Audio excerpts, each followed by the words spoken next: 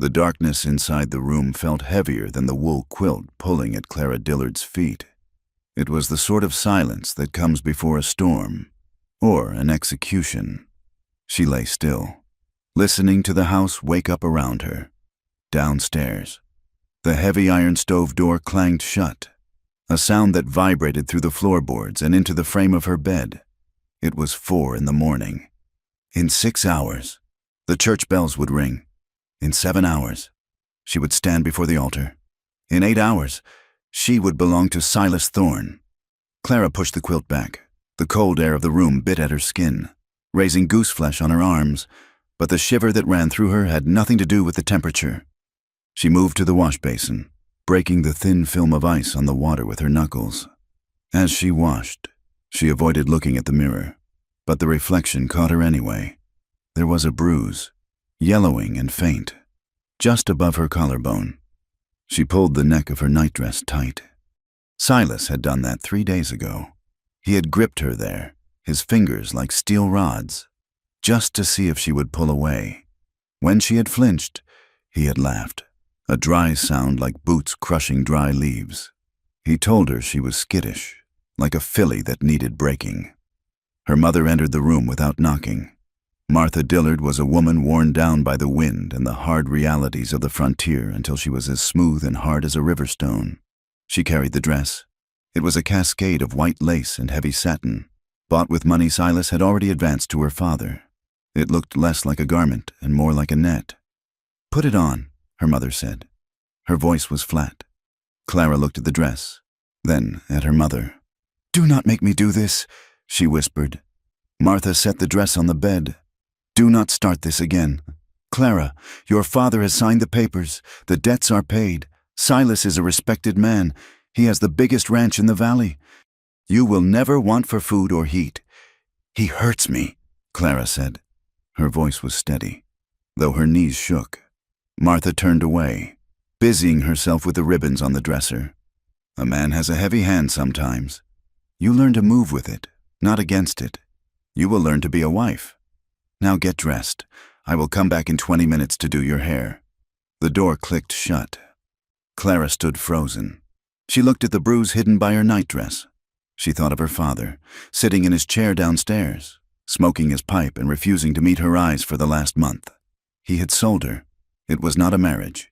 It was a trade of livestock to settle a ledger.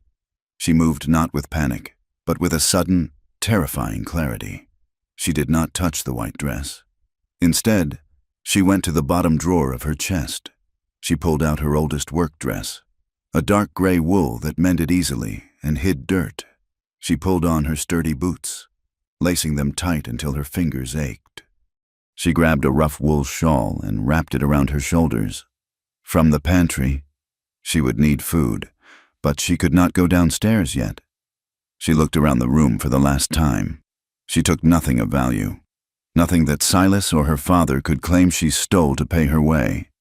She took only a small tin box from under her pillow. Inside was a dried flower from a summer long gone and a small silver thimble that had belonged to her grandmother. She opened the window. The roof of the porch was slick with frost, but the trellis was sturdy. She had climbed it 1,000 times as a child. She climbed it now as a woman running for her life. The ground was hard as iron when her boots hit it. The valley was gray, the sun just a hint of blood red on the eastern horizon.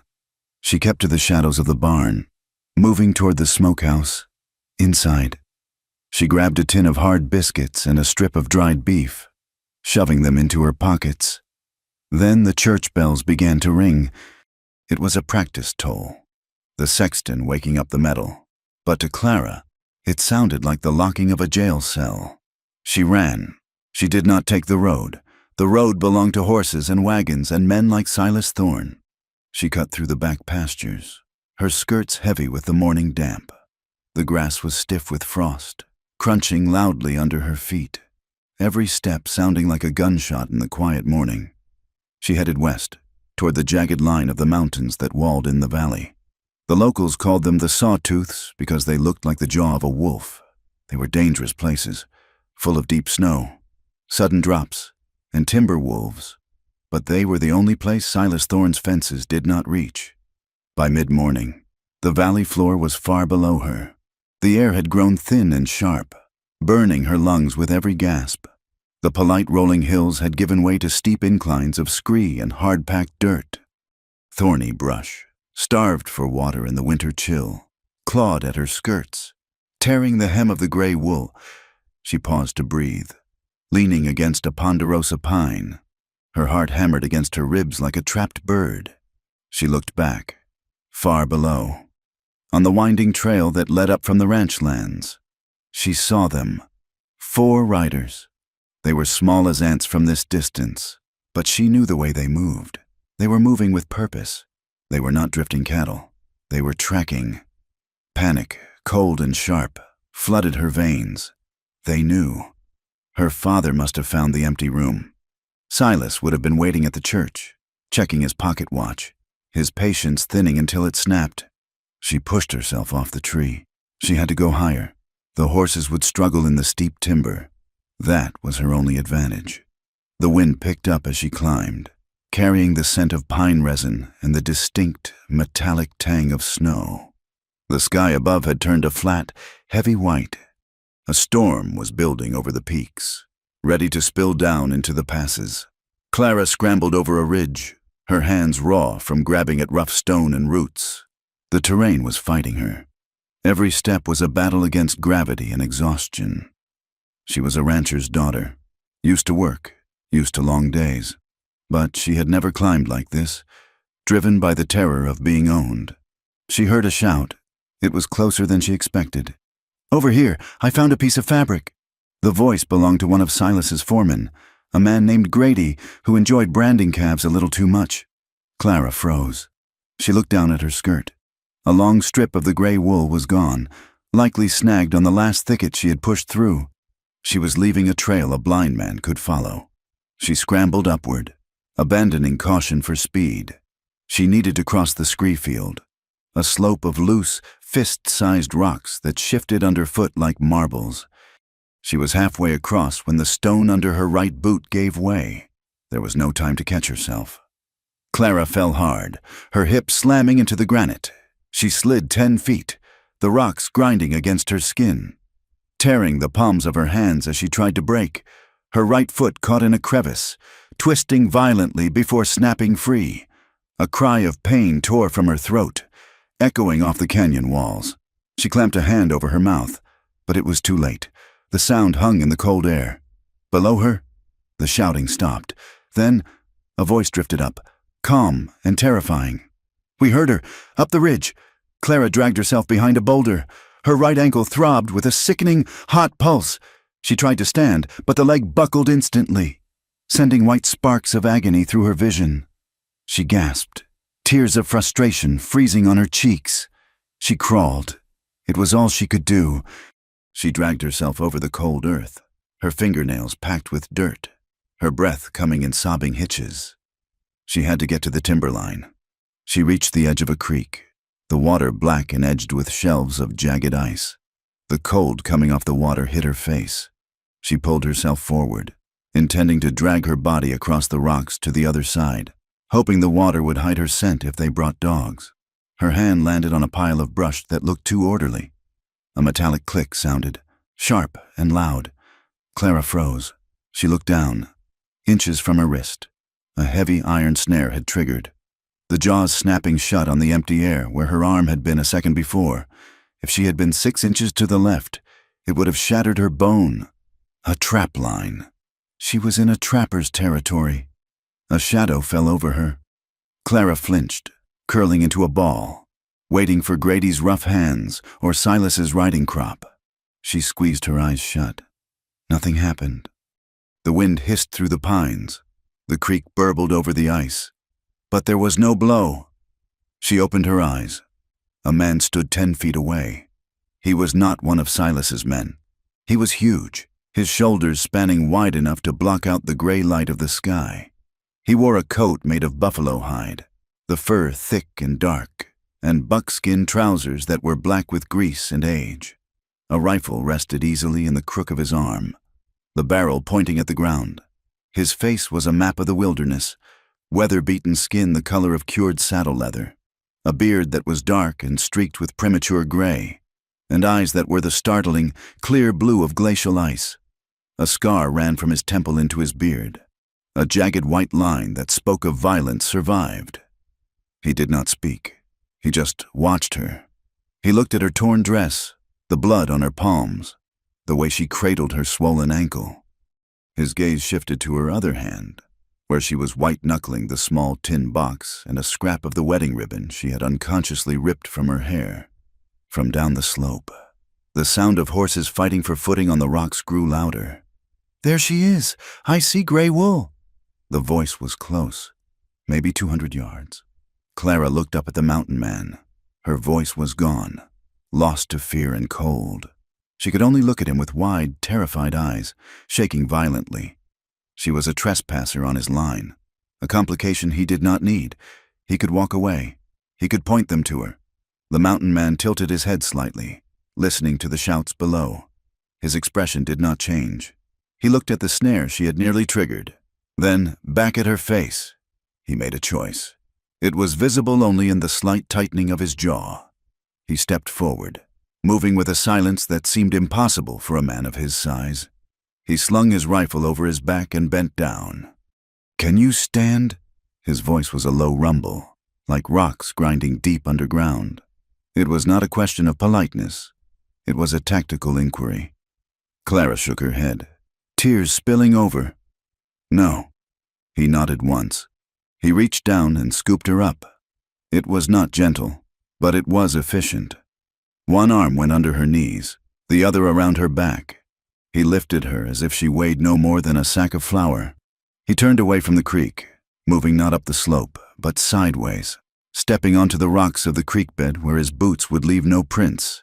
He moved fast, his strides long and sure, navigating the treacherous ice-slicked stones without faltering.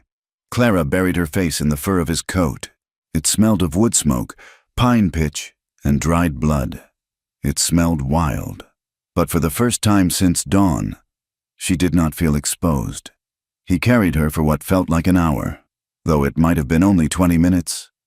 They climbed higher, into the thickest part of the timber where the trees grew so close together the light nearly vanished. The wind howled above the canopy, drowning out any sound of pursuit. He stopped in front of a wall of rock and pushed through a dense thicket of spruce boughs that looked impenetrable. Behind them was a cabin. It was built directly into the side of the mountain, the back wall formed by the living stone of the cliff. The logs were massive, chinked with moss and clay. It was low and squat, designed to let the wind pass over it rather than fight it. There were no windows, only a heavy door made of planks 3 inches thick. He kicked the door open and carried her inside. The warmth hit her first. A fire was banked low in a stone hearth, casting a dull orange glow over the single room. The air was dry and warm. He carried her to a bunk built against the far wall and set her down. He did not speak. He turned and barred the door, dropping a heavy timber into iron brackets. Then he went to the fire, adding a log and stirring the coals until flames licked up. Clara pressed herself against the rough wood of the wall. Her ankle was throbbing with a ferocious rhythm now, the pain making her nauseous. She watched him. He took off his heavy coat, revealing a flannel shirt and a hunting knife strapped to his thigh. He was even bigger without the coat, his arms thick with muscle earned from hard labor. He pulled a wooden stool over to the bunk and sat down. "Let me see the foot." Clara instinctively pulled her leg back, flinching. "I am fine," she stammered. He looked at her, his blue eyes flat and unreadable. "You are not fine, and if that bone is broken, you will never walk down this mountain. Give me the foot." There was no malice in his voice, but there was no room for argument either. Clara slowly extended her leg. His hands were large, the skin rough and calloused, scarred from knife slips and rope burns. But when he touched her ankle, his grip was surprisingly careful. He unlaced her boot with deft fingers, easing the leather off her swollen foot. He peeled back the wool stocking. The flesh was angry, swollen to the size of a grapefruit, turning a mottled purple and blue. He probed the bone with his thumbs. Clara hissed, biting her lip to keep from screaming. Not broken, he said. Bad sprain. Torn ligaments. He stood up and went to a shelf filled with jars and tins. He came back with a tin of salve that smelled of camphor and mint. He rubbed it into the skin, the heat of his hands seeping into the cold injury. "Why are you helping me?" Clara asked. Her voice sounded small in the quiet room. He did not look up from his work. "You were about to step in my trap. Ruin the pelt. Ruin the trap. Break your arm. Too much mess." It was a lie, or at least, not the whole truth. A man like him did not carry a stranger up a mountain just to save a trap. He began to wrap her ankle with strips of clean linen. Suddenly, the mountain man stopped. His hands froze on her foot. He turned his head toward the door, his eyes narrowing. Clara heard it too, the muffled thud of hooves on deep pine needles. A horse snorting. They were right outside. Clara's heart stopped. She opened her mouth to gasp, but the mountain man's hand was there instantly, covering her mouth. It wasn't violent, but it was absolute. His palm tasted of the camphor salve. He put a finger to his own lips, his eyes locking onto hers. Silence. They waited. The fire popped, a sound that seemed deafening. Outside, leather creaked. "I lost the tracks," Grady's voice came, muffled by the thick logs, but audible. "Snow is starting to cover everything." "She can't have gone this high," another voice said. "No woman in a wedding dress climbs 3,000 feet. She is likely dead in a ravine somewhere. Let us circle back to the ridge. The boss will want us to check the caves." The sounds drifted away, fading into the howl of the wind. The mountain man held his position for a long time, listening to things Clara could not hear. Finally, he lowered his hand from her mouth. Clara let out a breath that shook her entire body. "They are gone?" "For now," he said. He finished tying the bandage. "But the storm is hitting. They will go back down to the valley. They are hired men. They will not freeze for a paycheck." He stood up and moved to the small table, cutting a slice of dried venison and pouring water from a bucket into a tin cup. He brought them to her. "Eat." Clara took the food. Her hands were trembling so hard the water sloshed over the rim. She ate the meat quickly, realizing she had not eaten since dinner the night before. The day faded outside, though there were no windows to show it. The only light in the cabin came from the fire, which cast long, dancing shadows against the logs. The wind outside had turned into a shriek, battering the cabin walls. The heavy timber roof creaked under the weight of the snow. The mountain man sat in a chair by the fire, cleaning his rifle. He had not asked her name. He had not asked why she was running. He just existed in the space, a silent guardian who seemed carved from the same rock as the mountain. Clara watched him. She looked at the bruises on her arms, now visible in the firelight. She looked at the torn hem of her dress, the symbol of the life she was supposed to live. She realized she could not stay silent. The silence felt like the secrets she had kept in her father's house. "I am a runaway bride," she said. The words hung in the air, mixing with the smell of wood smoke. The mountain man did not stop cleaning his rifle. He ran an oiled rag down the barrel, his movements rhythmic and slow. He did not look surprised. He did not look scandalized. He looked up at her, the firelight catching the jagged scar on his face. For the first time, the corner of his mouth twitched. It was not a grin of amusement, nor a leer. It was a faint, grim expression that looked like he was recognizing a fellow soldier in a losing war. "Then run straight to me instead," he said. Clara stared at him. The breath caught in her throat. The words were heavy, laden with a meaning she was too exhausted to fully parse, but they settled in her chest like a warm stone. She did not know him. She did not know his name. She was in a cabin with a stranger who could snap her neck with one hand. But outside, the blizzard was burying the world. The wind was a death sentence for anyone caught in the open. The pass was closed. The valley was gone. She looked at the fire, then back at his blue eyes. The choice was simple: stay and live, or leave and freeze. She pulled the buffalo robe he had given her tighter around her shoulders. "I am Clara," she whispered. He nodded, turning back to the fire. "I am Caleb. Get some sleep." Clara, the snow will be 5 feet deep by morning. Clara lay back against the rough pillow. The dread of the morning was gone, replaced by a strange, suspended reality. She was not a bride. She was not a daughter. She was just a woman in a storm. And for the first time in her life, she was hidden. The world outside ceased to exist. For 7 days, there was no valley, no mountains, and no sky. There was only the white, driving sheet of snow that walled them in, thick as falling ash and heavy enough to snap the limbs of the ancient pines. The wind did not stop. It battered the cabin with a physical weight, a relentless roaring that made the heavy timbers groan in protest.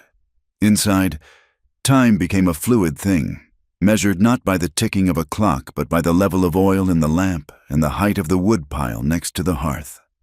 Clara learned that survival was a series of small, unglamorous wars. It was the battle to keep the fire fed. It was the battle to melt enough snow in the iron pot to have water to drink. It was the battle to keep the cold from finding the cracks in the chinking. On the 3rd day, her ankle had healed enough to bear weight, though it turned a spectacular shade of violet and yellow. She refused to sit on the bunk while Caleb did everything. She was a rancher's daughter, and idleness felt like a sin. Even here, she tried to split kindling on the small block near the hearth. She held the hatchet awkwardly, her wrist loose, and struck the wood. The blade glanced off, skittering across the stone floor and sparking dangerously close to her skirt. Caleb was there in a heartbeat. He did not yell. He did not snatch the tool from her hand in the way her father would have, with a sneer about women's work. He simply covered her hand with his own. "Hold it higher on the haft," he said. His voice was a low rumble, barely audible over the wind. "You are using your wrist. Use your elbow. Let the weight of the steel do the work." Clara stiffened at his touch. It was an instinct bred into her over the last 6 months, the expectation that a man's hand meant pain or ownership. But Caleb's grip was loose, guiding rather than forcing. "Like this," he said.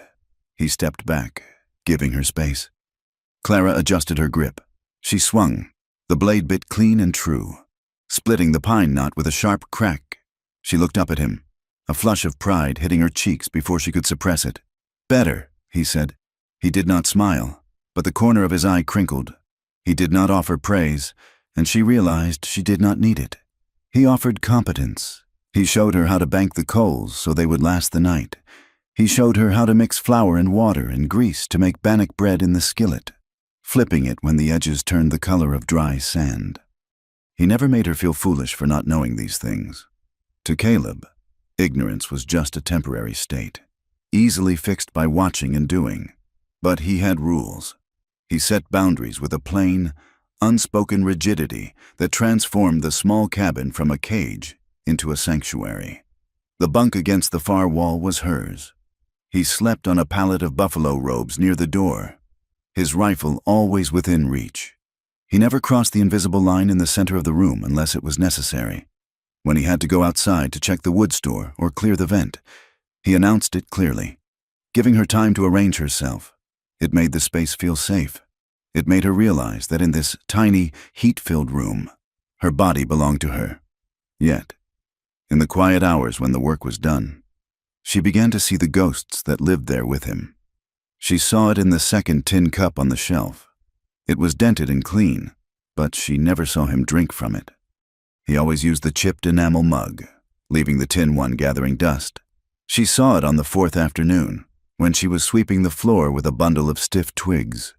She moved a heavy crate in the corner and found something wedged behind it. It was a small wooden horse, carved from soft pine. It was crude, but loving, the legs sanded smooth by a thumb that had rubbed it over and over. Clara picked it up. It fit in the palm of her hand. Caleb turned from the fire. He went still. The silence stretched out, filled only by the hiss of sap boiling in the logs. He crossed the room and held out his hand. He did not snatch it, but his palm was open and waiting. Clara placed the toy in his hand. "I'm sorry," she said. "I was sweeping." He looked at the wooden horse for a long moment. His face, usually so guarded, cracked, a shadow of old. Deep pain passed behind his eyes, making them look gray instead of blue. He closed his fingers over the toy, hiding it. It belonged to a boy, he said. His voice was rough, like gravel sliding down a chute. He did not say my boy, he did not say my son, but the way he placed the toy back on a high shelf, tucked behind a jar of beans where it could not be seen, shouted the truth louder than any scream. Later, when the wind died down for a brief hour, she looked out the single peephole in the door. Behind the cabin, barely visible through the drifting snow, was a mound of stones. It was shaped like a grave. There was no cross, just a heavy slab of granite to keep the wolves away. She realized then that Caleb was not just a man living alone. He was a man keeping a vigil. That night, the stew was thin, but the warmth of the fire was heavy and comforting. They sat on the floor, the heat soaking into their bones. The intimacy of the storm forced words out of them. "Why did they sell you?" Caleb asked. He was mending a tear in his coat, his needle flashing in the firelight. Clara looked into her cup. It was not a question of curiosity. It was a question of tactical assessment. He wanted to know the enemy. "My father owed money," she said. "The cattle market dropped 2 years ago. We lost half the herd to disease in the spring. Silas Thorne offered to pay the banknotes. He offered to buy the seed for next year. And the price was you," Caleb said. "The price was an alliance," she corrected, though the word tasted like ash. "That is what my mother called it. She said I should be grateful. She said Silas was a strong man. She said a woman's job is to secure the future of her family." "Did he touch you?" Caleb asked. He did not look up from his sewing. Clara flinched. The memory of the bruise on her collarbone throbbed. "He liked to see me afraid," she said quietly. "He told me that gratitude is best shown through obedience. He said he would teach me to be a proper wife, even if he had to use a whip to do it. The townspeople, they all smiled. The reverend, the shopkeeper. They told me I was the luckiest girl in the territory." She looked at Caleb. He had stopped sewing. The needle was still in the leather, but his hand was a fist. The veins in his forearm stood out like cords. "They are wrong," he said. He did not offer a speech about her beauty or her worth. He simply stated the fact as if he were commenting on the weather. "They are wrong. I do not know your last name." She said, "Caleb." He said, "Just Caleb. The rest of it died a long time ago." He looked away, his eyes going distant, focusing on something 1,000 miles and 10 years away. When the wind shrieked outside, sounding like a dying woman, he closed his eyes briefly. The next day, the cabin fever became unbearable. The snow had stopped falling. Though the drifts were 5 feet high, they needed fresh water. The snow melt tasted flat and smoky. "I am going to the creek," Caleb said, pulling on his buffalo coat. "I am coming with you," Clara said. "I need to breathe air that does not smell of smoke." He hesitated, looking at her ankle. "I can walk," she insisted. "I am strong enough." He nodded. "Stay behind me. Step where I step." The world outside was blinding.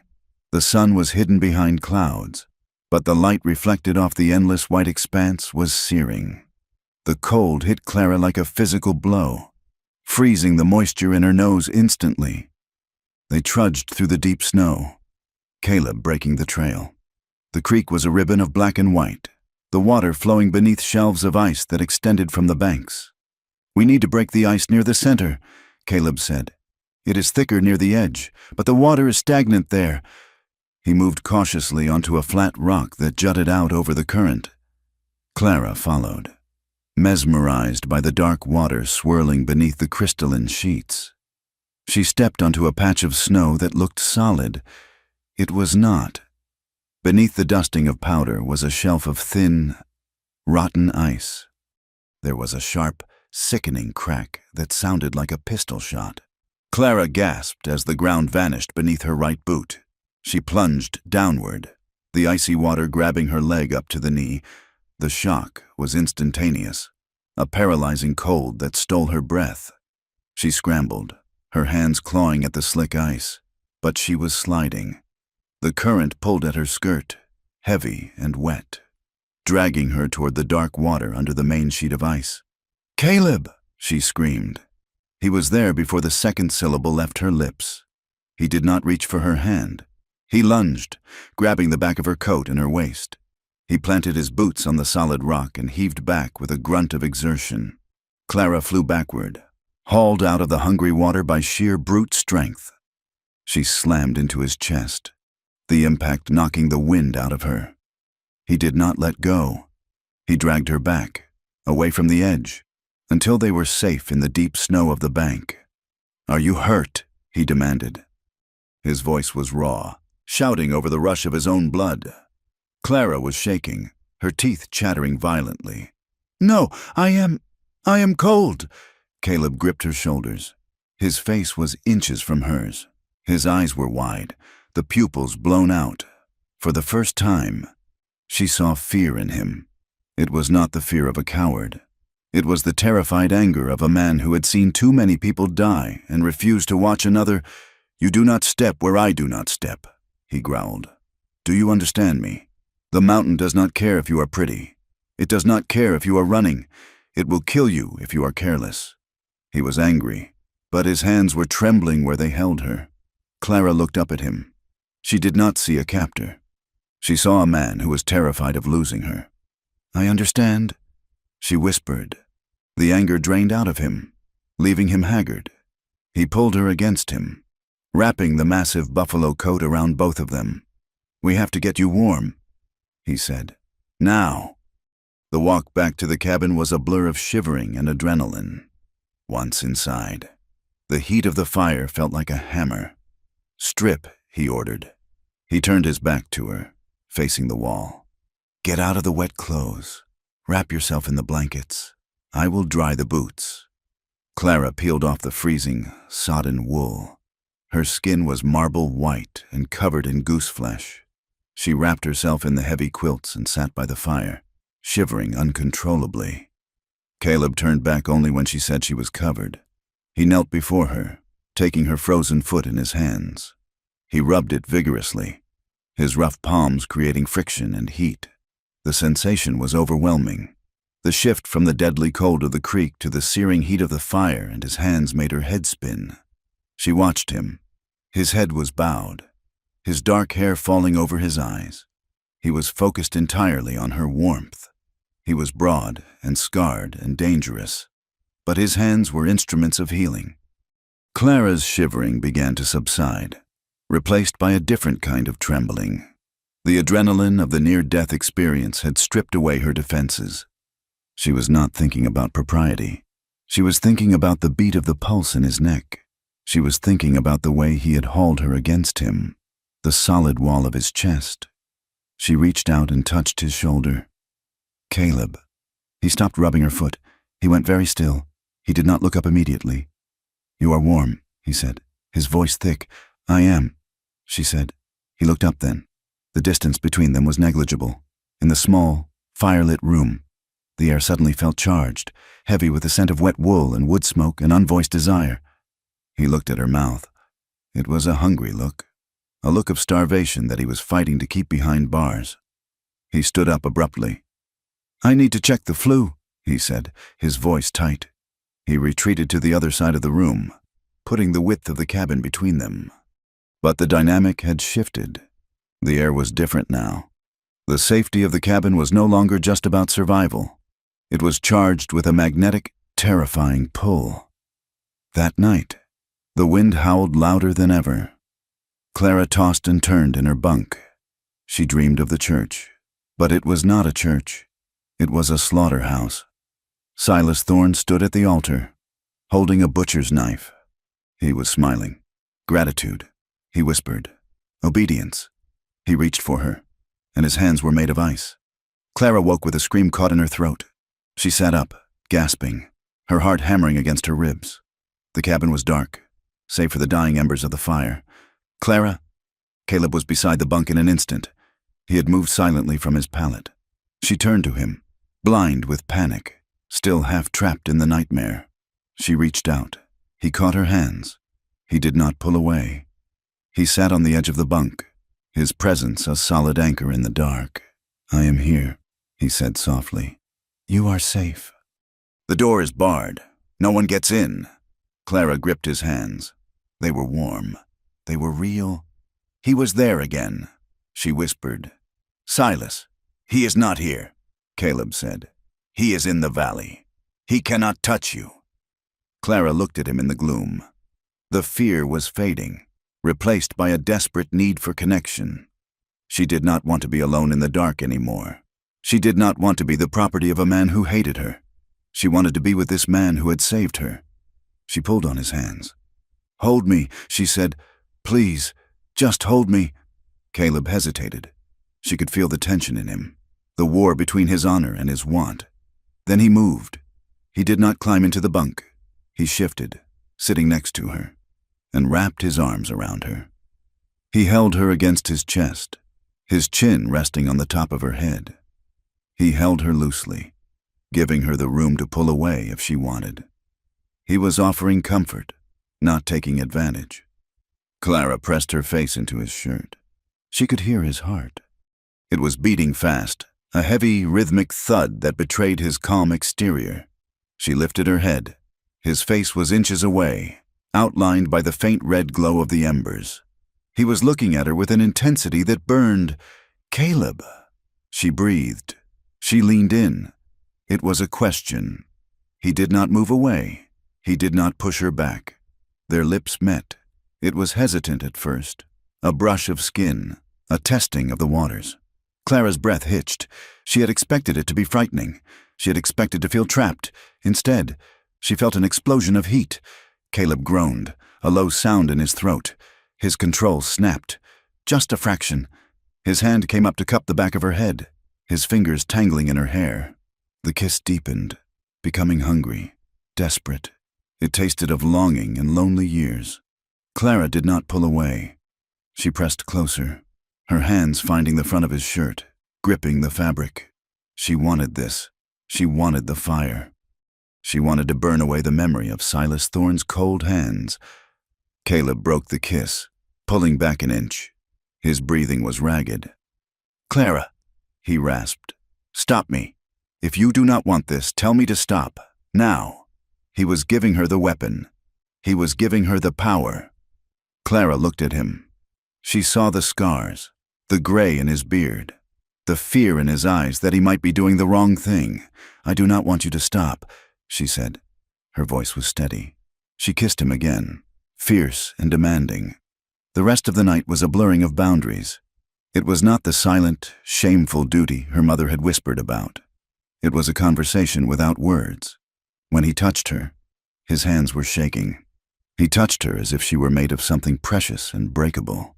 Yet he touched her with a possession that had nothing to do with ownership and everything to do with worship. When she trembled, he stopped. "Are you afraid?" he asked, his voice rough against her skin. "No," she said. "I am alive." He made love to her slowly, with a deliberate, agonizing tenderness. He watched her face the whole time, reading her eyes, waiting for her permission in every movement. It was an unearthing. It was a shedding of the girl who had been sold and the birth of a woman who could choose. When it was over, they lay tangled together under the heavy quilts. The fire had died down to ash. Clara felt a wetness on her cheeks. She touched her face and realized she was crying. Caleb stiffened. "Did I hurt you?" "No," she choked out.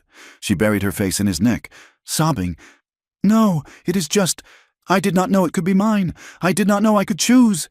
He held her tighter, his arms locking around her like bands of iron. He did not speak. He just held her while she wept out the fear and the shame of the last year, letting her leave it all on his skin. She fell asleep with her head on his chest, his hand covering hers. When she woke, the light was different.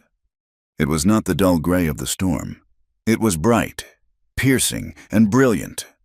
Clara sat up, pulling the quilt around her naked shoulders. Caleb was already up. Standing by the door, he had opened the peephole. A beam of sunlight cut through the dusty air of the cabin, illuminating the floorboards. The wind had stopped. The silence was absolute. Caleb turned to look at her. His face was solemn.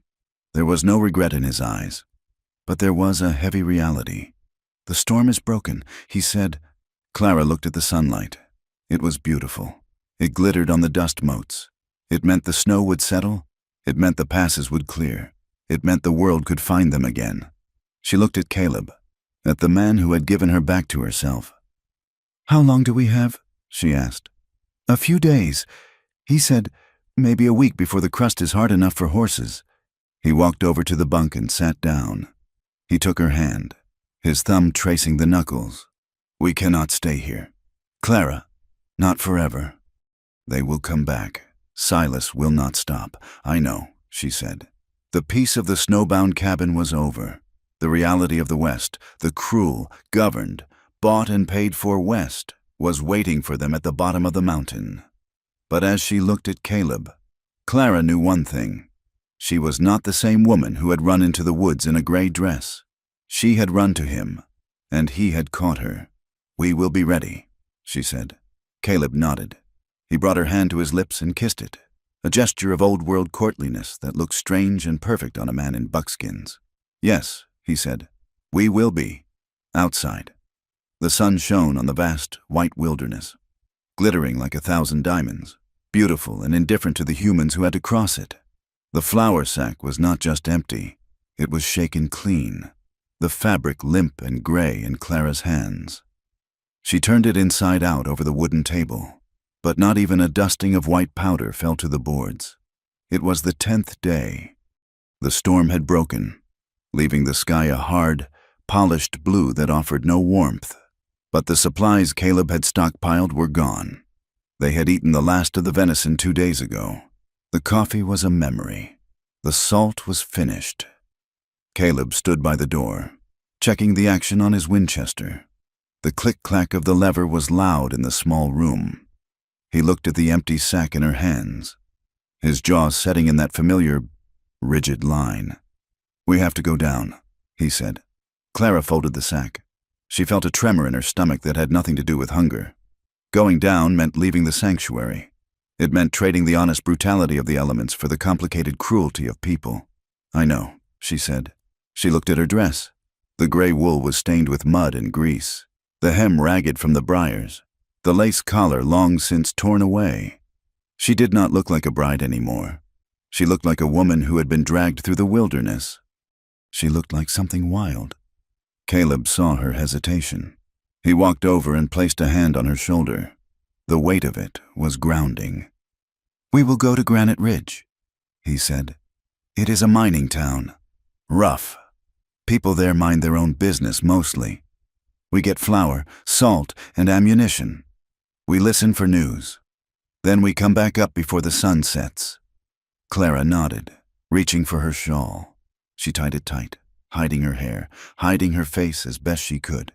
"We are just 2 travelers," she whispered, rehearsing the lie. Caleb did not answer. He opened the door, and the blinding light of the snow-covered world poured in. The descent was harder than the climb up had been. The storm had altered the geography of the mountain. What had been a trail was now a treacherous slide of ice and debris. The switchbacks were buried under drifts that reached Clara's waist. They moved slowly. The air grew heavier as they descended, the thin, crisp atmosphere of the peaks giving way to the damp, cold density of the valley floor. The snow turned to slush, then to a frozen, churned mud that grabbed at Clara's boots like desperate hands. Every step was a labor, the mud sucking at her heels, threatening to twist her healing ankle with every misstep. Caleb moved ahead of her, testing the ground with the butt of his rifle. He was hyper-aware, his head constantly turning, scanning the timberline, the ridges, the shadows of the boulders. By noon, they reached the tree line where the pine forest gave way to the scrub oak of the foothills. The snow here was patchy, revealing the scarred earth beneath. Caleb stopped suddenly. He held up a hand, a sharp gesture that froze Clara in her tracks. He knelt by a cluster of rocks near the trail. Clara moved closer, her breath pluming in the air. "What is it?" she asked. Caleb pointed to the ground. In the mud, half pressed into the frozen earth, was a pile of fresh horse droppings. Steam was still faintly rising from them. Clara felt the blood drain from her face. Caleb reached out and plucked something from the crook of a scrub oak branch. He held it up. It was a cigarette stub, the paper dark with saliva, the tobacco end still damp. Someone was here, Caleb said quietly. Less than an hour ago. Are they waiting for us? Clara asked, her voice trembling. No, Caleb said, crushing the cigarette in his fist. If they were waiting, we would be dead. They are searching, sweeping the foothills. He stood up, his blue eyes scanning the horizon. The groom's reach is climbing. Clara, he has not given up. He has hired enough men to comb the mountains. Clara looked at the vast, empty landscape. It suddenly felt crowded. Every shadow looked like a gunman. Every snap of a twig sounded like a trap closing. We should go back, she said. We cannot eat snow, Caleb answered grimly. And if they are this close, they will find the cabin eventually. We need supplies to move further west. We have to go to town. They bypassed the main road, cutting through the dense brush that tore at Clara's skirts and scratched Caleb's face. They entered Granite Ridge from the rear, coming up behind the livery stables and the coal yards. The town was a scar on the valley floor. It was a collection of unpainted clapboard buildings and tents, clustered around a muddy main street that smelled of coal smoke, manure, and unwashed bodies. It was loud. The clang of the blacksmith's hammer, the shouting of teamsters, the bark of dogs. It all assaulted Clara's ears after the silence of the high country. They stepped onto the boardwalk, trying to blend in. It did not work. Clara felt the eyes immediately. In a town of miners and laborers, a woman was a rarity. A woman who looked like she had walked out of a nightmare was a spectacle. People stopped. A group of men loitering in front of the saloon fell silent as they passed. Their eyes raked over Clara's ruined dress, noting the quality of the fabric beneath the filth, and then moved to Caleb. They looked at Caleb with a mixture of fear and disgust. He was large, dirty, and armed. He looked like the land itself, harsh and unyielding. But worse, he was walking beside her. He was not walking behind her like a servant, nor ahead of her like a master. He was walking beside her, his arm brushing hers. Clara kept her head down, pulling the shawl tighter. She could feel the judgment hitting her like physical blows. To these people, she was not a survivor. She was a woman who had fallen. She was dirty, disheveled, and in the company of a savage. Look at that. A woman whispered loud enough to be heard. Shameful. Clara flinched, but Caleb's hand drifted to the small of her back. It was a light touch, but it steadied her. Ignore them, he murmured. Keep walking. They reached the general store, a large building with goods spilling out onto the porch. Caleb held the door open for her. The warmth inside smelled of coffee beans, leather, and sawdust. For a second, Clara felt a rush of comfort, a memory of her father's kitchen. She walked to the counter. The shopkeeper, a balding man with wire-rimmed spectacles named Mr.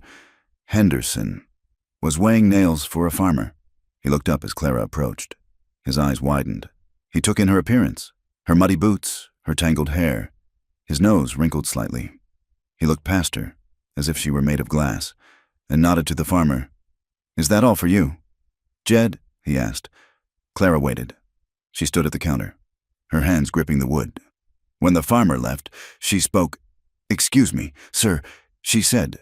Her voice was steady, though her heart pounded. I need 5 pounds of flour, a bag of salt, and 2 tins of coffee. Mr. Henderson did not answer. He began wiping the counter with a rag, scrubbing at a stain that was not there. Sir, Clara said, louder this time. I would like to make a purchase.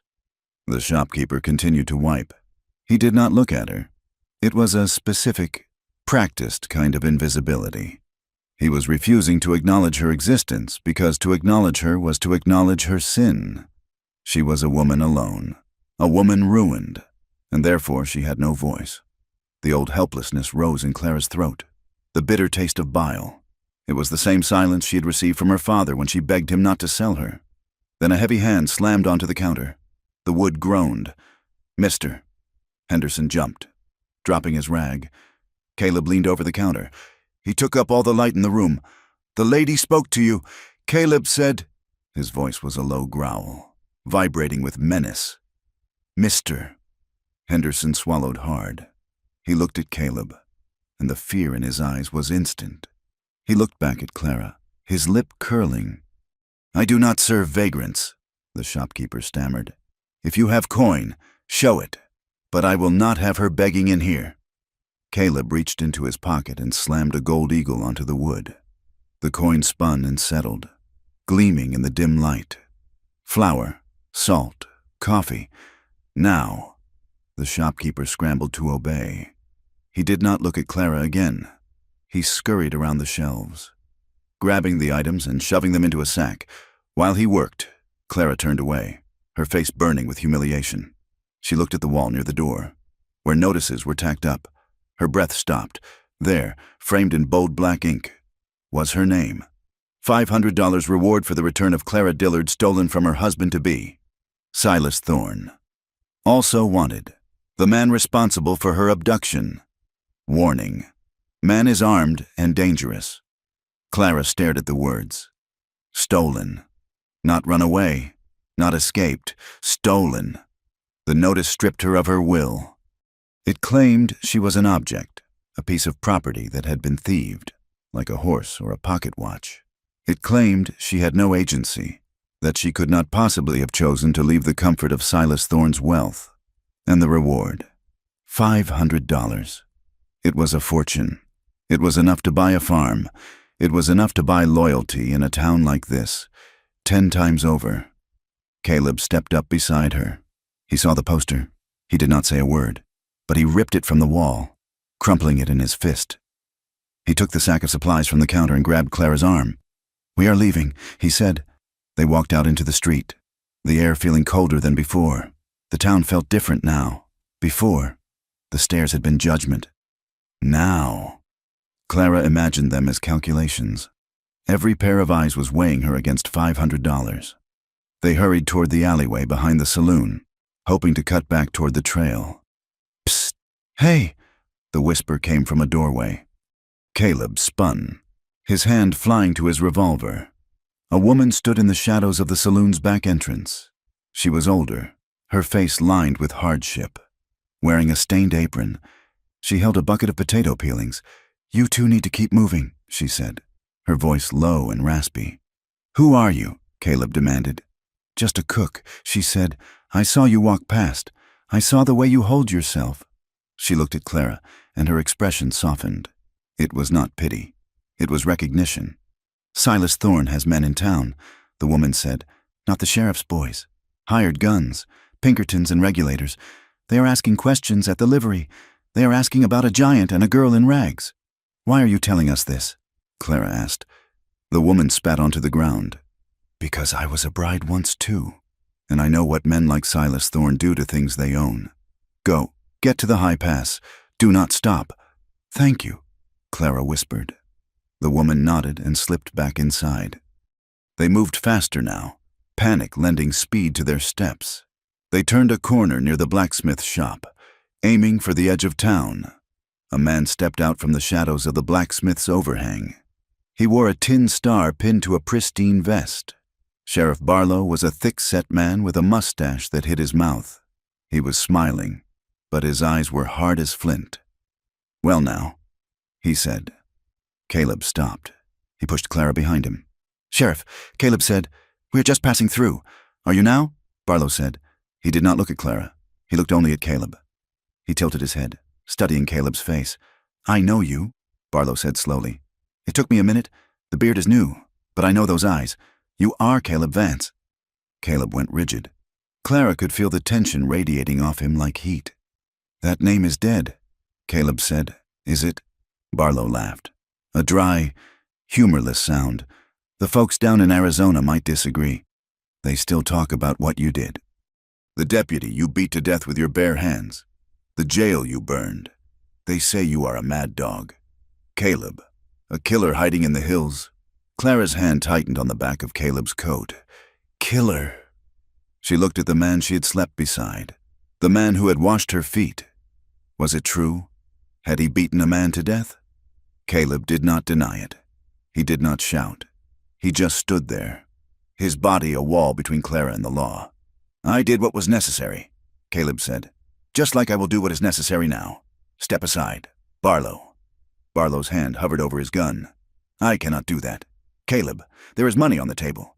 And Mr. Thorne pays better than the county." Barlow whistled. Sharp and loud.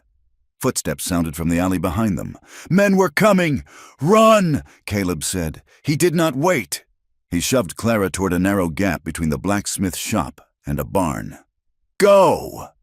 They sprinted into the darkness of the barn, scrambling up a ladder into the hayloft just as the heavy doors below banged open. They threw themselves into the hay, crawling to the back corner where the shadows were deepest. Below them, men shouted, "Search the stalls! They cannot have gone far." Clara lay pressed against the rough wood of the loft floor, her heart hammering so hard she thought it would give them away. Caleb was beside her, his pistol drawn, aiming at the top of the ladder. They lay in the dark, the dust motes dancing in the shafts of light coming through the cracks in the walls. The smell of dry hay and old horses filled their noses. Clara looked at Caleb. His face was a mask of concentration, but there was sweat on his brow. "Is it true?" she whispered.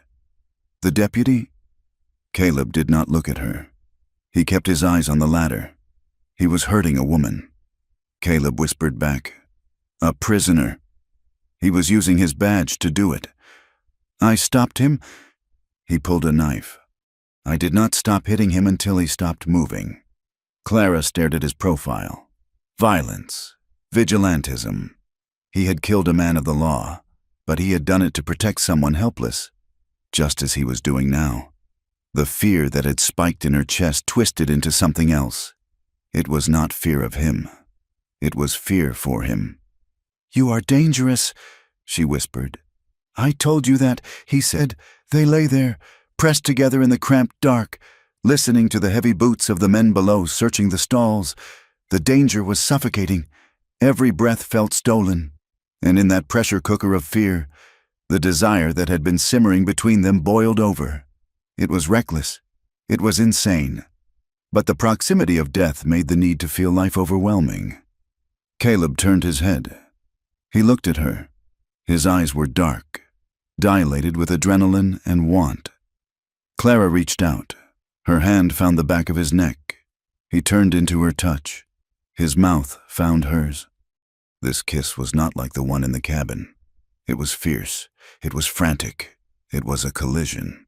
His hands roamed over her, gripping her waist, tangling in her skirts, desperate to verify that she was there, that she was real.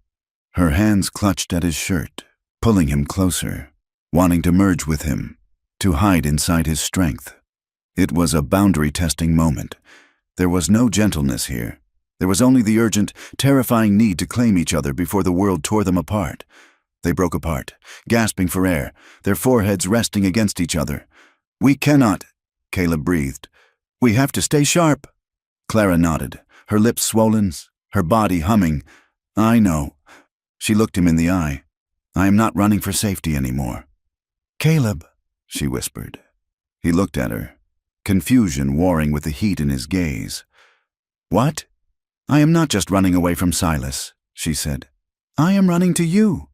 Even if you are a killer, even if we have nothing, I choose you." Caleb closed his eyes. He looked pained, as if her love was a weight he was not sure he could carry. "You deserve better than a fugitive," he said. "I decide what I deserve," she hissed. "And I decide that I deserve a man who sees me." "Below them," a voice shouted. "Barn is clear. Check the livery." The footsteps receded. Caleb opened his eyes. The softness was gone. The soldier was back. "The livery," he said. "If they are checking the livery, they are watching the horses. But we need mounts. We cannot outrun them on foot in the mud." "What do we do?" Clara asked. "We take the sheriff's wagon," Caleb said. "It is parked out front. It is fast." They climbed down the ladder, moving like ghosts. They slipped out the back door of the barn and circled toward the street. The sheriff's wagon was there, hitched to a pair of sturdy bays, but the street was not empty. Sheriff Barlow stood by the wagon, And with him were 4 men. They wore dusters and low-brimmed hats. They did not look like miners. They looked like predators. There was no way to sneak past. Caleb looked at Clara. "Stay behind the water trough. When the shooting starts, run for the alley." "No," Clara said. "I said—" "Hey!" Barlow shouted. It was too late. They had been spotted. The violence erupted fast and brutal. Caleb shoved Clara down behind a rain barrel just as the first shot rang out. Wood splintered above her head. Caleb returned fire, his Winchester booming like a cannon. One of the hired men spun around, clutching his shoulder, but there were too many of them. They swarmed him. It was not a gunfight. It was a brawl. 2 men tackled Caleb, bearing him to the muddy ground. Caleb fought with the ferocity of a trapped bear. He threw one man into the side of the wagon, the sound of breaking bones sickeningly loud. He struck another in the throat, but the sheriff stepped in. He swung the butt of his rifle, bringing it down hard on the back of Caleb's head. Caleb collapsed, dazed, blood pouring into his eyes. "No!" Clara screamed. She broke from her cover. She did not run for the alley. She ran for Caleb. She threw herself at the sheriff, clawing at his face, screaming in a rage she did not know she possessed. Barlow backhanded her. It was a casual, dismissive blow that sent her sprawling into the mud. "Get her in the wagon," Barlow ordered. Rough hands grabbed her. Clara kicked and bit, but she was lifted and thrown into the bed of the wagon like a sack of grain. She scrambled to her knees. Looking back, 2 men were holding Caleb up. He was swaying, blood masking half his face, but he was still conscious. He was looking at her, his eyes wild with helplessness. Barlow had a pistol pressed to Caleb's forehead. "Do not move! Caleb!" Barlow shouted, "or I will paint the street with your brains." Clara froze. She stopped fighting. "Please," she begged, "do not kill him." The wagon lurched forward. The driver whipped the horses. Clara gripped the side of the wagon, watching Caleb grow smaller as they tore down the street. He was on his knees in the mud, held at gunpoint, defeated. The wagon turned a corner, and the town disappeared. Clara slumped against the wooden slats, sobbing. Then she heard a sound from the front seat, a match being struck. She looked up. Sitting next to the driver, dressed in a pristine black suit that seemed immune to the dust of the town, was a man.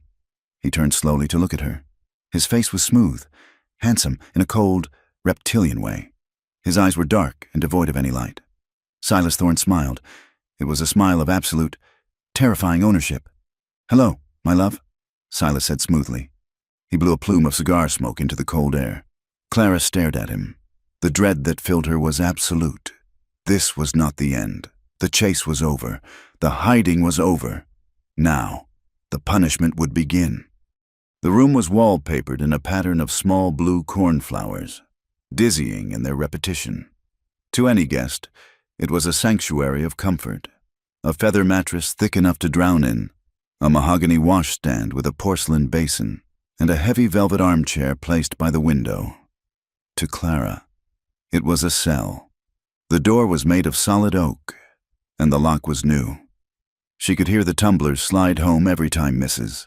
Gable, the housekeeper, left the room with a dinner tray. The windows were not barred, but they looked out onto the ranch yard where men with rifles sat on the porch of the bunkhouse, smoking cigarettes and watching the house with the boredom of paid sentries.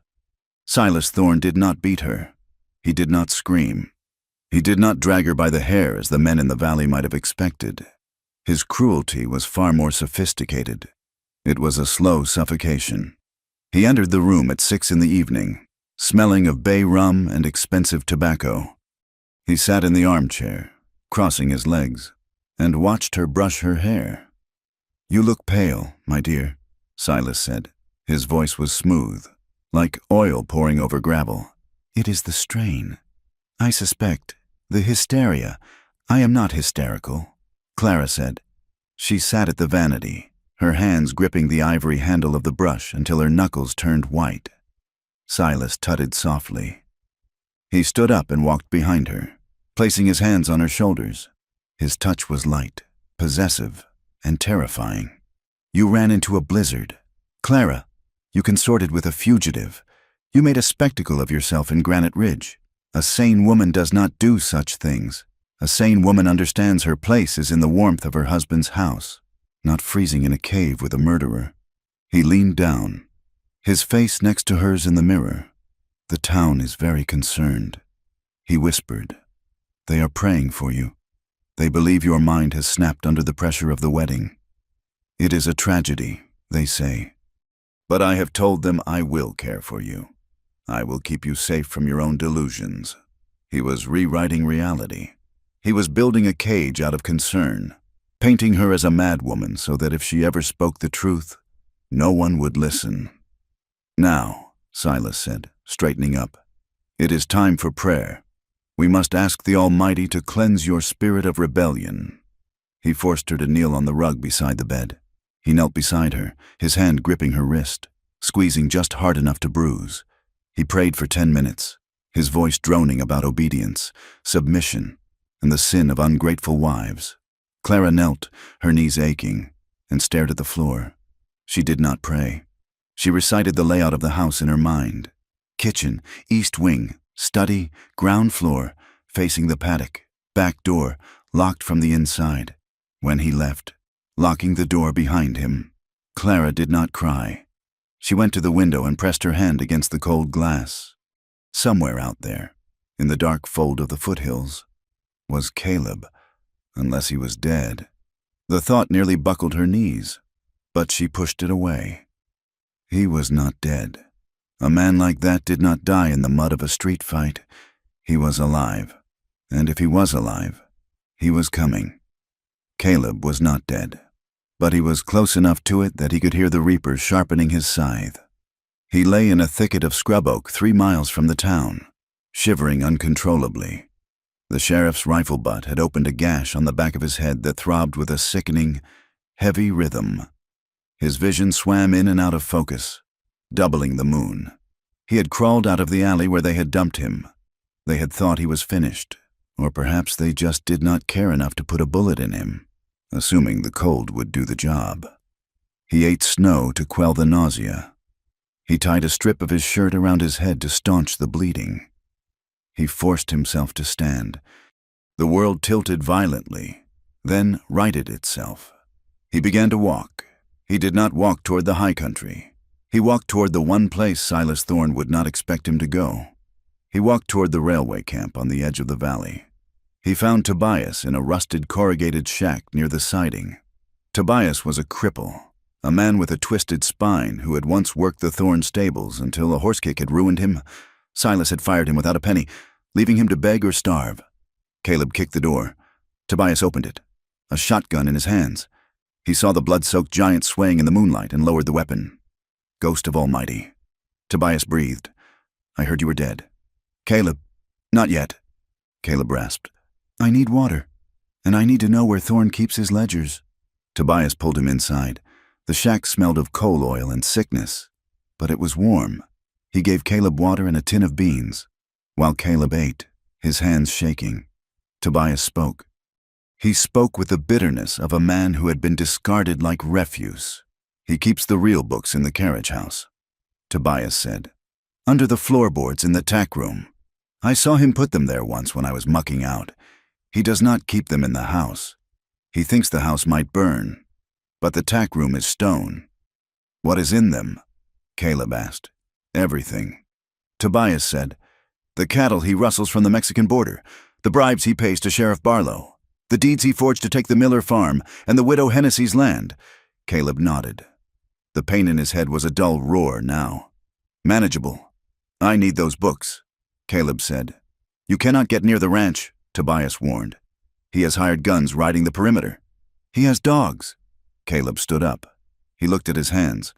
They were battered, the knuckles raw, but they were steady. "I do not need to fight an army," Caleb said. "I just need to be a ghost."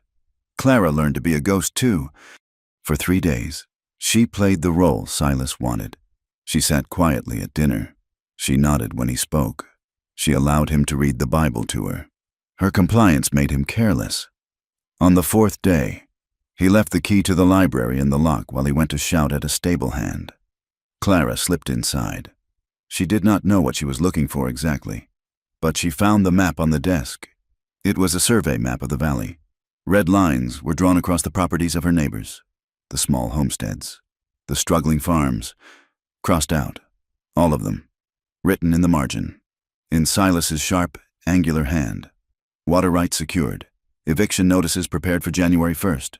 He was not just buying them out, he was diverting the creek. He was starving them of water until the land was worthless, then buying it for pennies. Her marriage was part of this.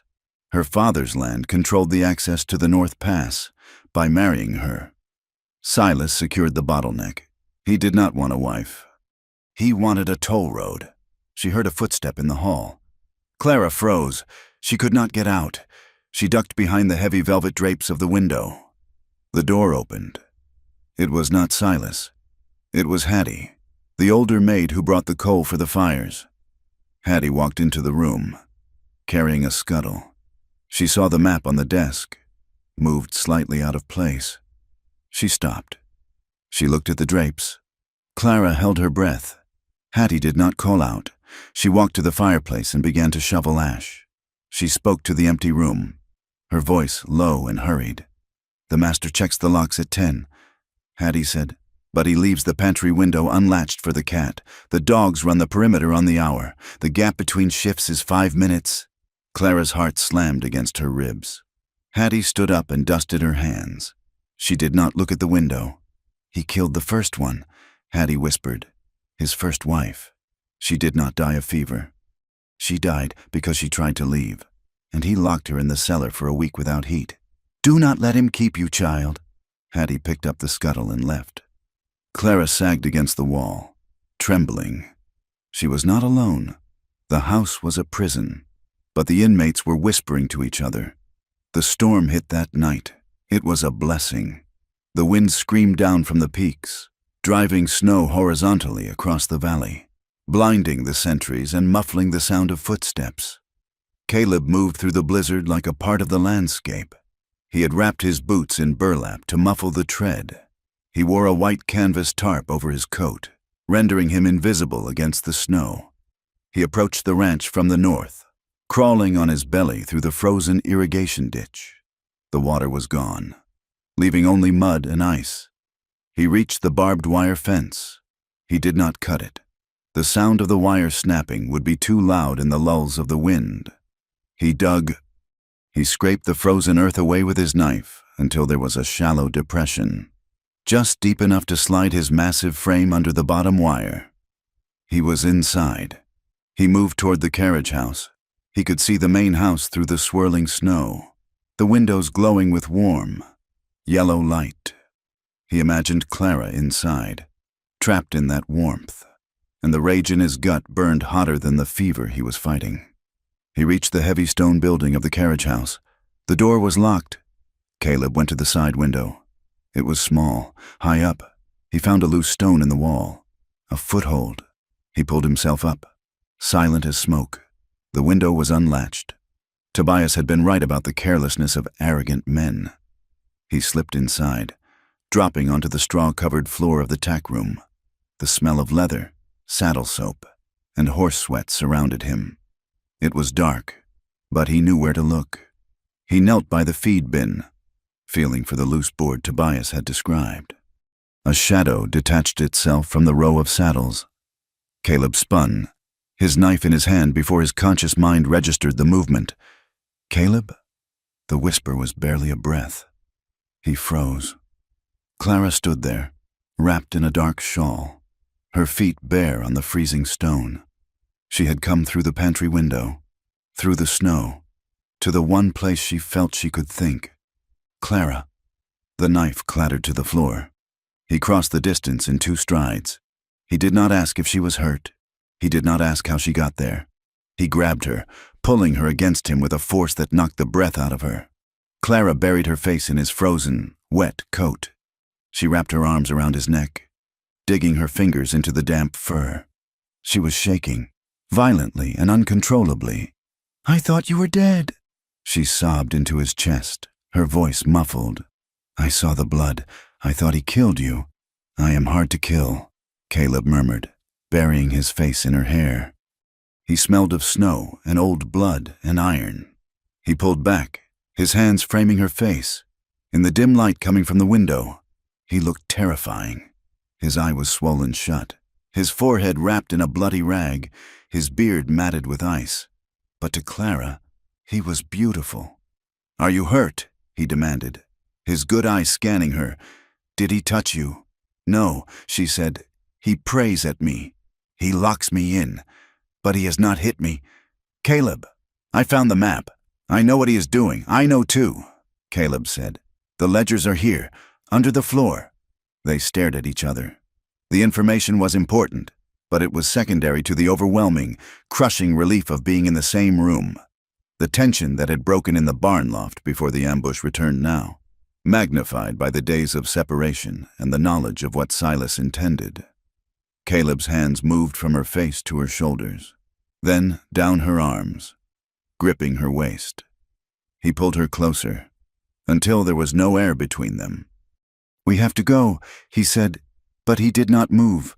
"Not yet," Clara whispered. She kissed him. It was a reclaiming. It was a desperate assertion that she was not Silas Thorne's property, not a madwoman, not a victim. She belonged to herself, and she chose to give herself to this man in the dark. They sank onto a pile of horse blankets in the corner. The tack room was freezing, but the heat between them was blistering. It was not a gentle loving. It was urgent and raw, hands fumbling with buttons, breath bitten back to keep silent. When his skin touched hers, it felt like branding iron. Clara cried out softly, and Caleb covered her mouth with his own. Swallowing the sound, he moved with a desperate hunger, as if he were trying to memorize the feel of her in case they died in the next hour. For Clara, it was an exorcism. Every touch of his rough hands erased a layer of the politeness and the fear Silas had wrapped her in. She arched into him, meeting his intensity, demanding more. When it was over, they lay tangled in the blankets, their breath clouding the air. Caleb held her, his hand stroking her hair, his heart beating a heavy rhythm against her back. "We have to move," he whispered. "The guard changes in 10 minutes." Clara sat up. She felt raw, exposed, and incredibly strong. "Get the ledgers," she said. Caleb pried up the floorboard. Beneath, wrapped in oilcloth, were 3 heavy books. He shoved them into his coat. They slipped out of the carriage house into the storm. They did not go to the stables. The horses would make too much noise. They went on foot, running into the teeth of the blizzard, heading for the Badlands where the rocks were sharp enough to cut boots to ribbons. They ran until their lungs burned like they had inhaled fire. They ran until Clara's feet were numb blocks of wood. They ran until the sun began to bleed a gray light over the eastern horizon. Behind them, the sound of gunshots echoed flatly against the hills. The alarm had been raised. They entered the Badlands, a twisted landscape of sandstone spires and deep, dry canyons. It was a place where nothing grew and nothing lived unless it fought for every second. They found a shallow cave, little more than an overhang in a canyon wall, shielded by a fallen slab of rock. They collapsed inside, gasping. Caleb checked his rifle. 3 cartridges left. He checked Clara. Her feet were bleeding through her stockings. He took off his coat and wrapped it around her. He tore strips from his shirt and began to bind her feet. "You are hurt too," Clara said, touching the bandage on his head. It had bled through again. "It is nothing," he said. "It is not nothing," she said. She took the cloth from his hands. "Let me." She tended to him. She cleaned the gash with snow, her touch firm and capable. She was no longer the girl who flinched at the sight of a snare. She was a partner. They sat in the silence of the cave, watching the snow drift across the canyon floor. "Why?" Caleb asked quietly. "Why did you really run that morning?" It was not just the fear of being hit. Clara looked at the sandstone wall. "I was taught that I was a trade," she said. Her voice was steady. "My mother told me that a woman's value is in what she can provide for her family. My obedience was the currency. I believed it. For years, I believed that if I was just good enough, quiet enough, obedient enough, I would be happy. She looked at Caleb. But that morning, I looked in the mirror, and I saw that there was no end to it.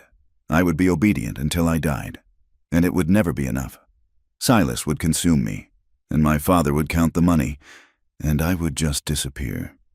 I ran because I wanted to be someone who existed. Caleb nodded. He understood disappearing. I had a wife, he said. The words fell into the space between them like stones. Clara watched him, waiting. Her name was Mary. He said, we had a small homestead in Arizona. Good land, water. Then the mining company came. They wanted the water rights. I refused to sell. He picked up a pebble and crushed it in his fingers. They dammed the creek upstream. Our crops died. Then the fever came. Mary got sick. I went to the town to buy medicine. The company store refused to sell to me. They said my credit was no good until I signed the deed. His voice went cold, devoid of inflection. I rode back home. Mary died that night. She died burning up, holding my hand, asking for water I could not give her. Clara reached out and took his hand. It was trembling. I buried her, Caleb said. Then I went back to town. I walked into the company office. The manager was there. The sheriff was there. They had the deed on the table. I locked the door. I beat the sheriff until he could not stand. Then I beat the manager until he stopped breathing. I burned the office down with the deed inside. He looked at Clara, his blue eyes haunted. That is why they call me a monster. Because I did not just kill him. I enjoyed it. For 5 minutes, while I was breaking him. I felt like there was justice in the world. He pulled his hand away. Now you know. I am not a hero. Clara, I am a man with blood on his hands. Clara looked at him. She saw the pain he had carried for 10 years. She saw the violence that had been born of love and grief. She moved closer to him. She took his face in her hands, forcing him to look at her. You are not a monster, she said fiercely. You are a man who fought back, and you are the man who saved me. She kissed his forehead, right over the bandage. We are done running. Caleb. He looked at her, confusion clouding his gaze. What? We have the ledgers, she said. We have the map. We know what Silas is doing. If we keep running, he will hunt us until one of us is dead. He will take the land from the widow Hennessy. He will take the water. He will win. She grabbed his shoulders. I am done being a victim. I am done hiding in caves. Caleb looked at the ledgers wrapped in oilcloth. He looked at Clara's fierce, determined face. He saw the fire in her. A fire that matched his own. He slowly reached out and took his rifle. He checked the action one last time. We cannot go back to Granite Ridge, he said. The sheriff is bought. Then we go to the county seat. Clara said, we go to the judge in Silverton. We take the proof to someone Silas cannot buy. It is a 3-day ride, Caleb said, through open country. They will be on us before noon. Then we fight, Clara said. Caleb looked at her. A slow, dangerous smile spread across his face. It was not the smile of a man running for his life. It was the smile of a man who finally had something worth fighting for. Yes, he said. We fight. He stood up and offered her his hand. Let us go start a war. Clara. Clara took his hand. She stood up, wincing on her blistered feet but standing tall. Together, they walked out of the cave and into the blinding light of the Badlands, leaving the shadows behind them. The road to Silverton was not a road at all. It was a network of deer trails, dried creek beds, and shadow lines that skirted the edge of civilization. They moved like ghosts, passing through the fringes of the territory where the law was just a suggestion and survival was the only religion. Clara rode a roan mare they had bartered for in a mining camp, trading a gold locket for the animal. Caleb walked beside her, his hand resting near the stirrup, his rifle a permanent extension of his arm. The bandage on his head was fresh, wrapped by a Chinese rail worker who had shared his rice and his fire with them 2 nights ago. They were not just running anymore. They were collecting. In the mining camp of Blackwood, they found the widow of the man Caleb had allegedly murdered 10 years ago. She was running a laundry tent, her hands red and raw from lye soap. She did not scream when she saw Caleb. She looked at him with tired eyes and told Clara the truth that the town refused to print Her husband had been a drunk who beat her until her ribs cracked, and Caleb Vance had been the only man to step between them. In a logging settlement near the river, they found a timber surveyor who had been fired by Silas Thorne for refusing to falsify property lines. He gave them a signed affidavit, his hands shaking from years of cheap whiskey, but his memory sharp as a saw blade. "We are building a rope," Clara said as they camped that night under a shelving rock, strand by strand. "We are going to hang him with the truth." Caleb sat cleaning his Winchester, the firelight catching the grim set of his jaw. He looked at the papers tucked into Clara's saddlebag. Paper burns. "Clara, men like Silas do not fear ink. They fear lead. He is terrified of ink." Clara insisted. She knelt beside him, placing her hand over the mechanism of the gun, stilling his restless fingers. "He is terrified that the world will see him as he is. If you kill him, he becomes a martyr, a tragedy. If we expose him, he becomes a criminal." Caleb looked at her.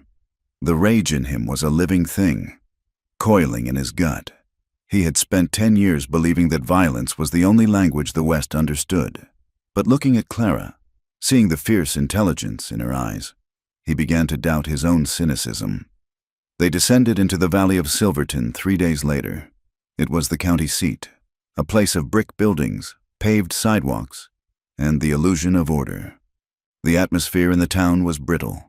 News of the runaway bride had traveled, twisted by gossip until it was a dime novel legend. Some said she was a harlot who had seduced a savage. Others said she was a captive being held for ransom. When they rode into the outskirts, the stares hit them like physical blows. Clara wore a dress of dark calico, mended and clean, given to her by the washerwoman. She sat tall in the saddle. She did not hide her face. A group of church ladies, standing outside the mercantile, stopped their conversation as Clara passed. They gathered their skirts, pulling the fabric tight against their legs as if Clara's shadow might stain them. "Whore," one of them whispered. The word carried clearly across the dusty street. Caleb stopped walking. His hand dropped to his pistol.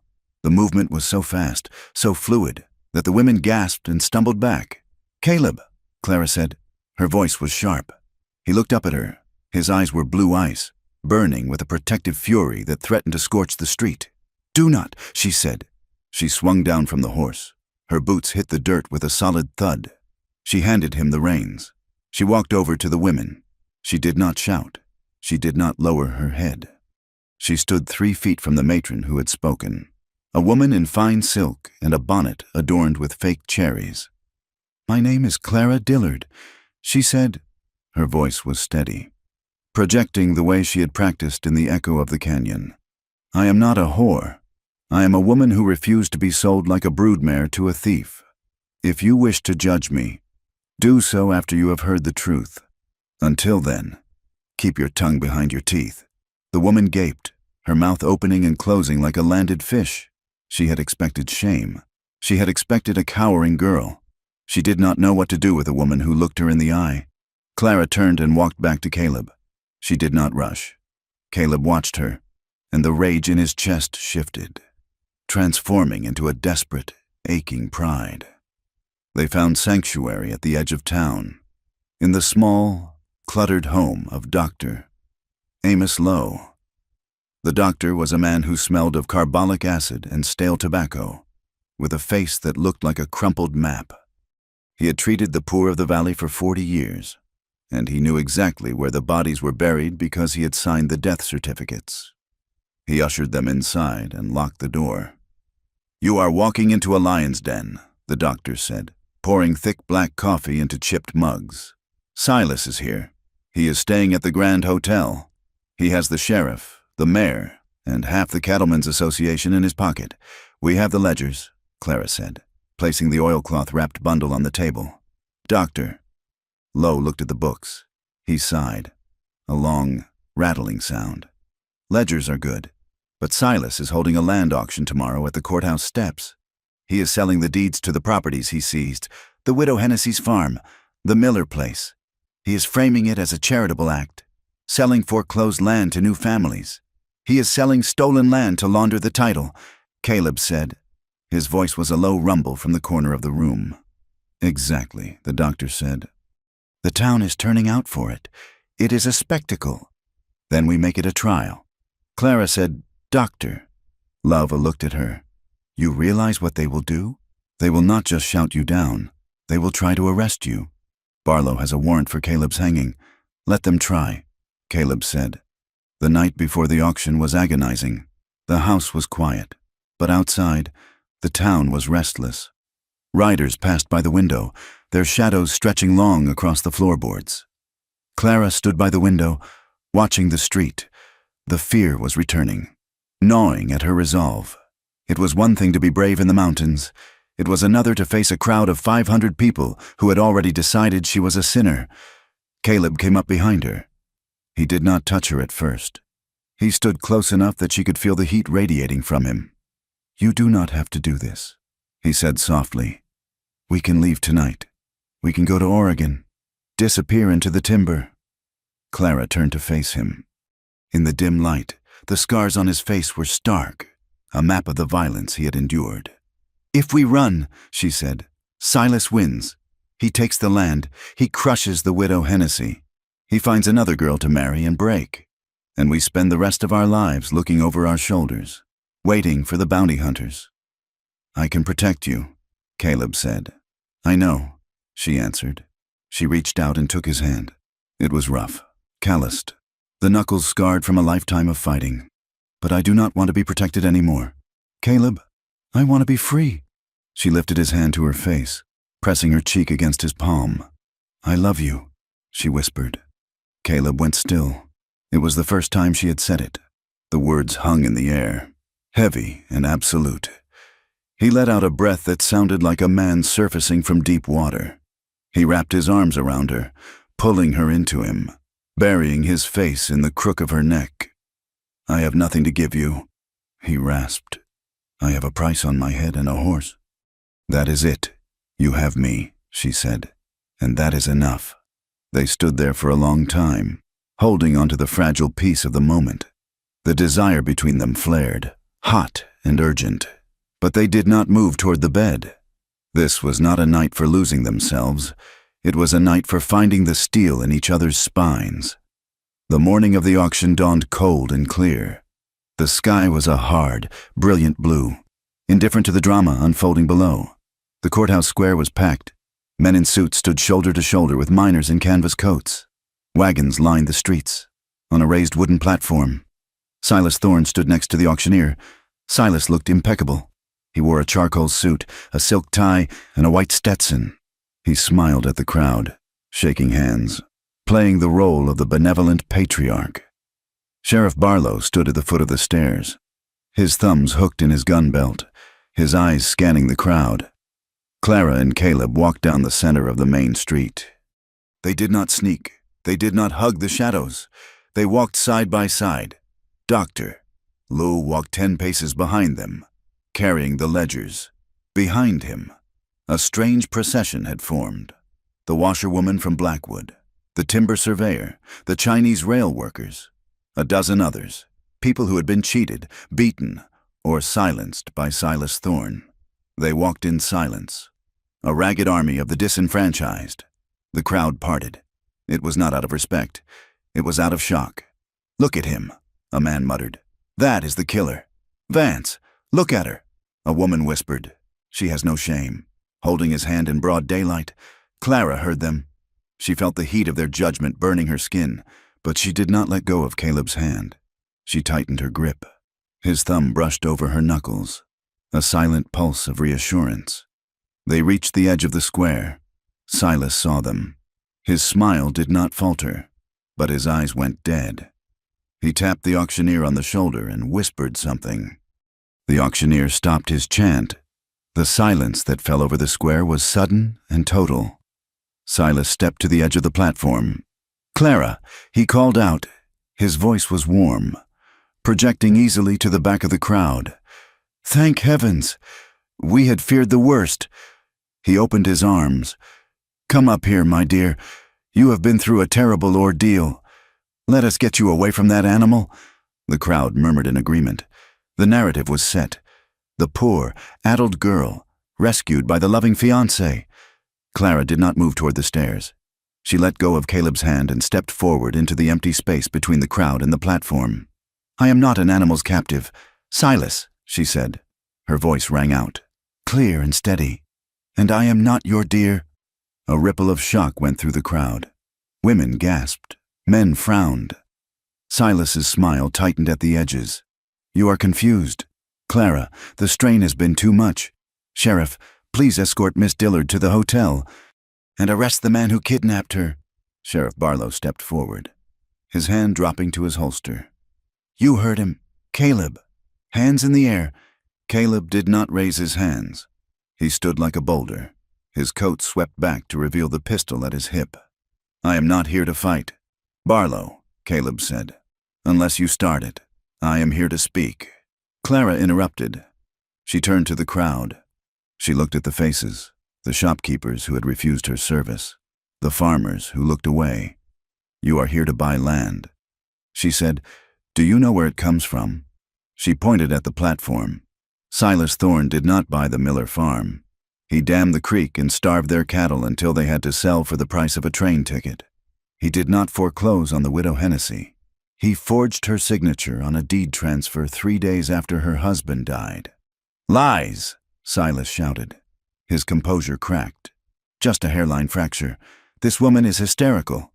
She has been corrupted by a fugitive. Doctor!" Lowe stepped forward. He held up the ledgers. "I have the proof," the doctor shouted. "In Silas's own hand. The bribes paid to the sheriff. The payments to the men who burned the Miller barn. It is all here." The crowd shifted. Unease rippled through them. They looked from the doctor to Silas, then to the sheriff. Silas's face turned a mottled red. He realized the trap had snapped shut. He could not talk his way out of ledgers. "Arrest them," Silas screamed. He pointed a shaking finger at Caleb. "Kill him! He is armed!" Sheriff Barlow drew his gun. The violence did not start with a duel. It started with panic. One of Silas's hired men, perched on a wagon roof with a rifle, saw Caleb's hand move. He fired. The shot cracked through the air. The bullet missed Caleb and struck a wooden post near Clara's head, sending splinters flying into her hair. Chaos erupted. The crowd screamed and scattered. A stampede of bodies pushing and shoving to get away from the line of fire. "Get down!" Caleb roared. He tackled Clara, throwing her to the ground and covering her body with his own as a second shot whizzed past. Gunfire erupted from all sides. Silas's men were shooting indiscriminately into the street. The sheriff was firing at Caleb. Caleb rolled, bringing his Winchester up. He fired twice. The hired man on the wagon roof tumbled backward, hitting the dirt with a heavy thud. "Stay down," Caleb ordered Clara. He rose to a crouch, moving away from her to draw the fire. He was a lightning rod for the bullets. Silas was fleeing. He had abandoned the platform and was running toward the alleyway behind the courthouse, his white hat lost in the mud. "He is getting away!" Clara screamed. Caleb saw him. He saw the man who had treated Clara like cattle, the man who had poisoned the valley. Caleb broke cover. He sprinted across the open square, bullets kicking up puffs of dirt around his boots. He did not fire. He ran with the terrifying speed of a predator. Silas reached his horse, fumbling with the reins. He pulled a derringer from his vest pocket. Caleb was 10 feet away. Silas turned and fired. The small bullet hit Caleb in the left shoulder. The impact spun him around, blood spraying onto the dust. Caleb did not fall. He stumbled, roared a sound of pure animal rage, and lunged. He tackled Silas, dragging him off the horse. They hit the ground hard. Silas's expensive suit tore, his face slammed into the mud. Caleb pinned him. He raised a fist, his knuckles white. He could end it. One blow to the temple. It would be easy. It would be justice for Mary. It would be justice for Clara. Silas whimpered, throwing his hands up. "Don't! Please!" Caleb's fist hovered in the air. He was breathing hard, blood dripping from his shoulder onto Silas's white shirt. Clara was there. She had run through the chaos, ignoring the shouting sheriff. "Caleb!" she screamed. Caleb looked up. He saw Clara standing there, her eyes wide, her chest heaving. "Do not do it," she pleaded. "Do not prove them right." Caleb looked down at Silas, who was sobbing in the mud, a pathetic, broken figure. He looked at his own fist. If he killed him, he was the monster they said he was. If he let him live, he was a man who had chosen something better. Caleb slowly lowered his hand. He grabbed Silas by the lapels and hauled him up, throwing him toward the sheriff, who had finally reached them with his gun drawn. "Take him," Caleb growled. "The evidence is on the table. If you let him go, the whole territory will know you are bought." Sheriff Barlow looked at the crowd that had stopped running and turned to watch. He looked at Dr. Lowe holding the ledgers. He looked at Caleb, bleeding but standing tall. Barlow knew which way the wind was blowing. He holstered his gun. "You are under arrest." "Mr. Thorne," Barlow said, his voice flat. Silas shrieked, struggling, but the deputies grabbed him. It was over. Caleb turned to Clara. He took one step toward her and stumbled. His face went gray. "Caleb?" He fell to his knees. The wound in his shoulder was bad. The bullet had hit something deep. Blood was soaking the entire left side of his shirt. Clara dropped to the ground, catching him before he hit the dirt. "Help!" she screamed. "Doctor! Doctor!" Lowe was already running toward them. Caleb looked up at Clara. His eyes were hazy, losing focus. "Did we win?" he whispered. "Yes," Clara cried, pressing her hands against the wound to staunch the flow. "We won. You did it." Caleb smiled, a faint ghost of a smile. "Good," he breathed. His head lolled back against her arm. The town square was loud with shouting, with the sheriff barking orders, with the crowd murmuring. But for Clara, the world narrowed down to the man in her arms and the terrifying amount of blood on her hands. "We have to move him! Doctor!" Lois shouted. "Get him to my house! Now!" Two men, the timber surveyor and a miner, rushed forward to lift Caleb. Clara stood up, her dress stained with the blood of the man she loved. She looked at Silas being dragged away in handcuffs. She looked at the crowd that was now watching her with a mixture of awe and pity. She did not look down.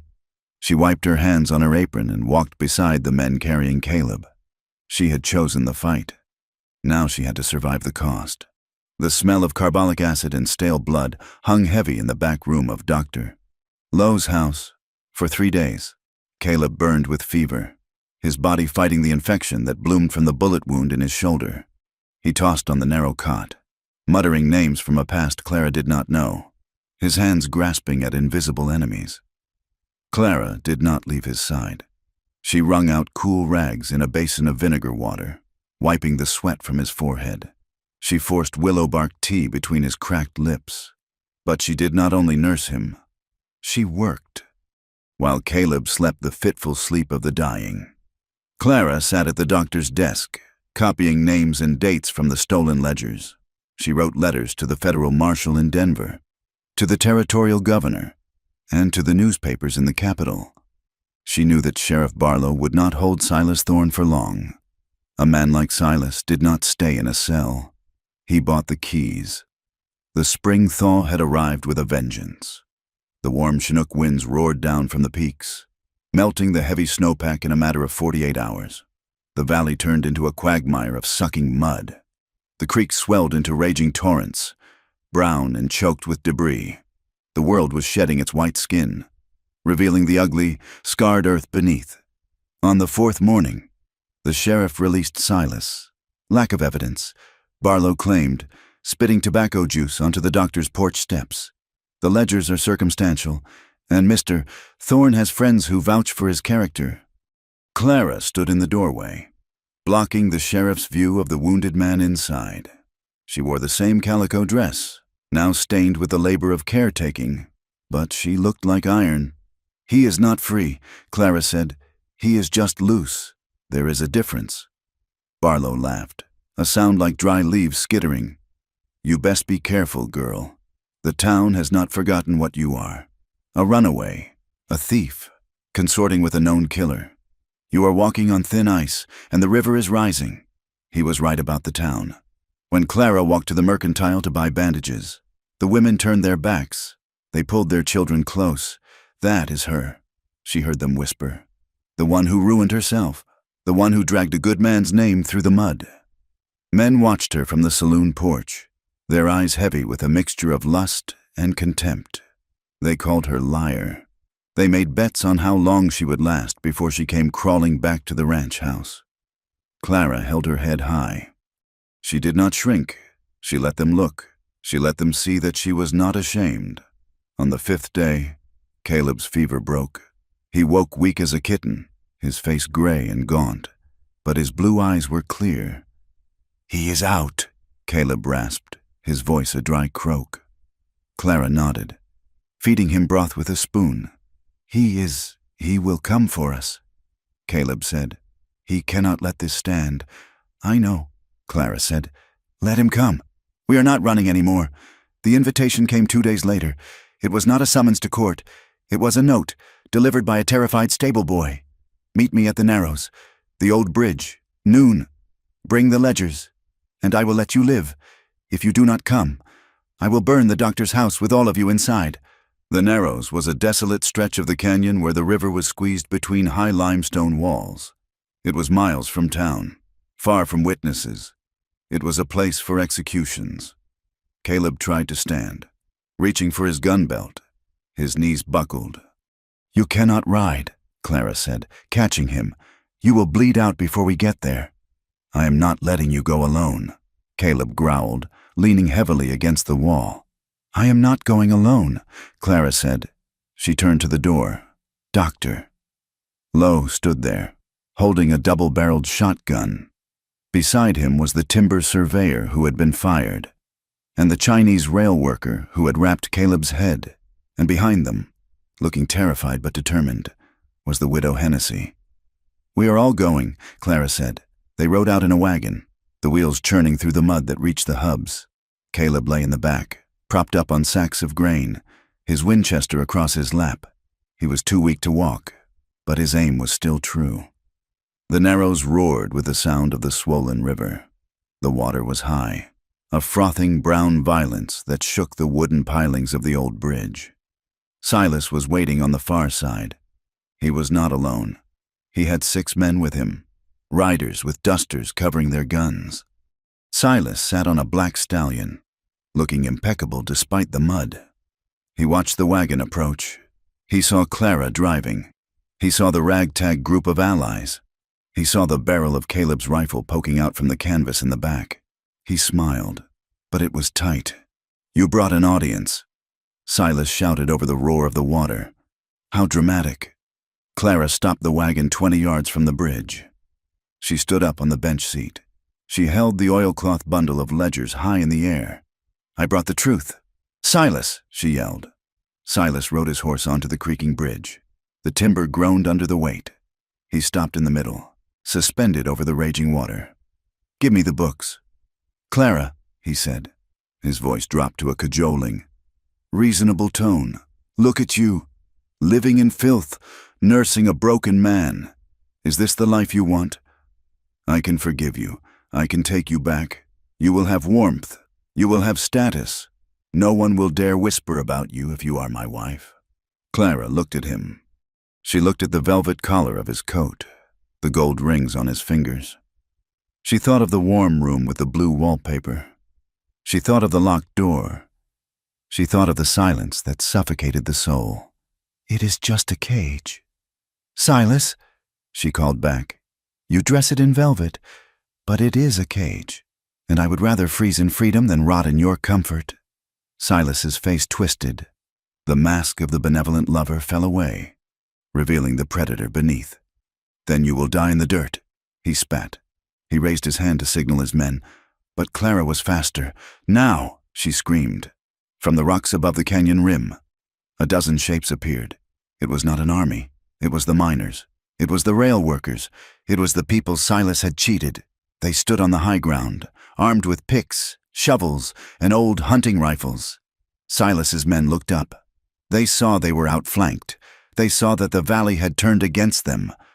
One of the hired guns spat on the ground, wheeled his horse, and rode away. Then another. They were paid to fight, not to die for a losing cause.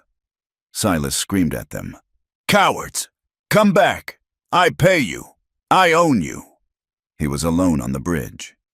Caleb sat up in the wagon. He raised his rifle. He had a clear shot at Silas's chest. Clara looked back at him. She saw the tremor in his hands. Not from fear, but from the effort of holding back the rage. "Do it!" Silas screamed, spreading his arms. "Make me a martyr, you savage! Show them I was right about you!" Caleb looked at the man who had ruined his life. He looked at the rushing water below. He lowered the rifle. "No," Caleb said. His voice was not loud, but it carried. "I am not the monster you need me to be. I am done killing for you." Silas stared at him, baffled by the mercy. Then he looked at Clara. He saw the pity in her eyes. It was the pity that broke him. He fumbled for his pistol.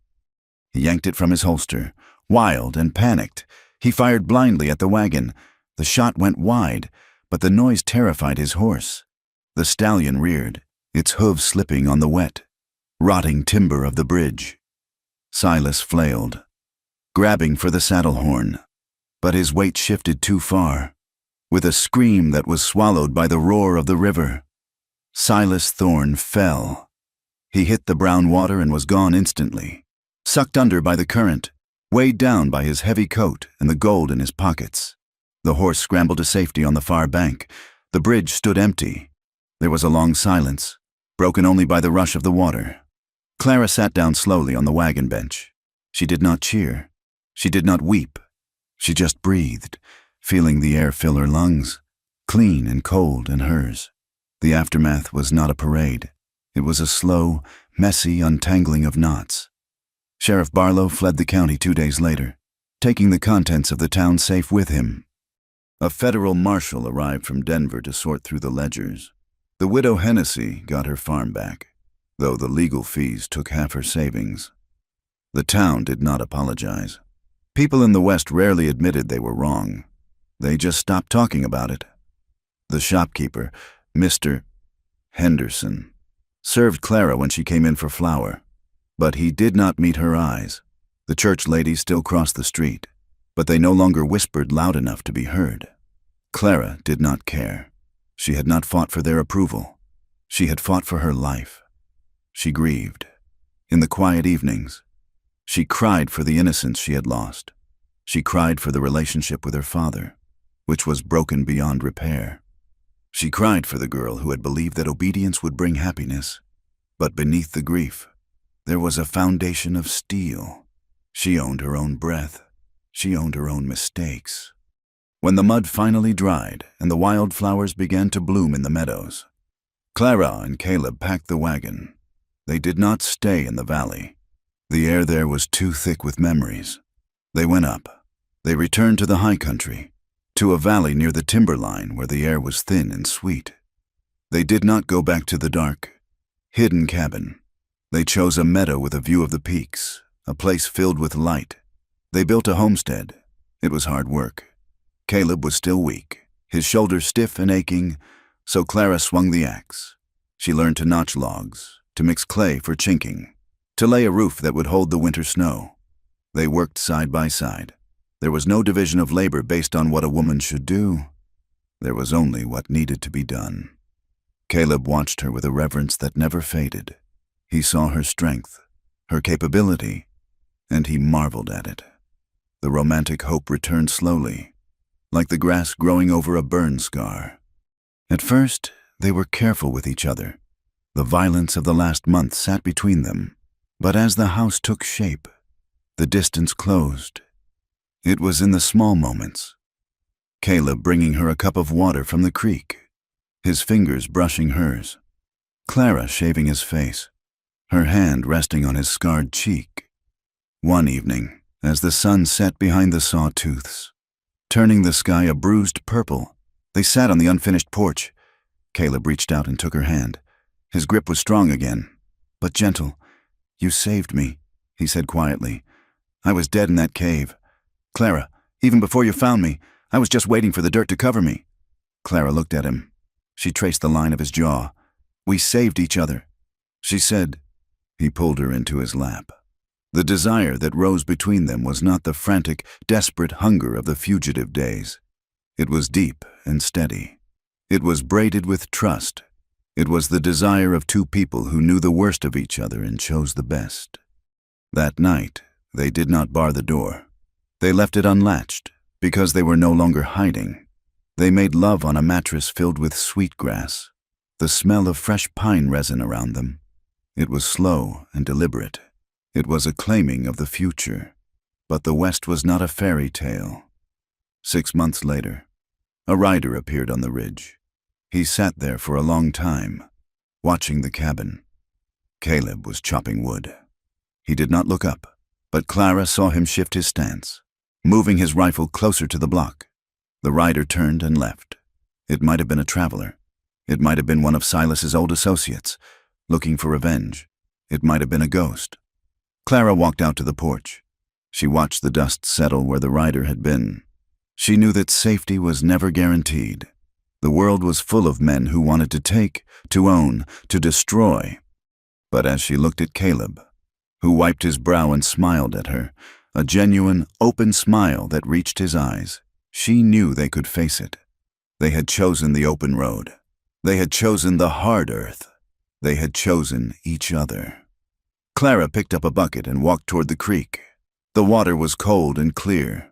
The wind blew through the pines, singing a song of endurance. It was not a perfect piece.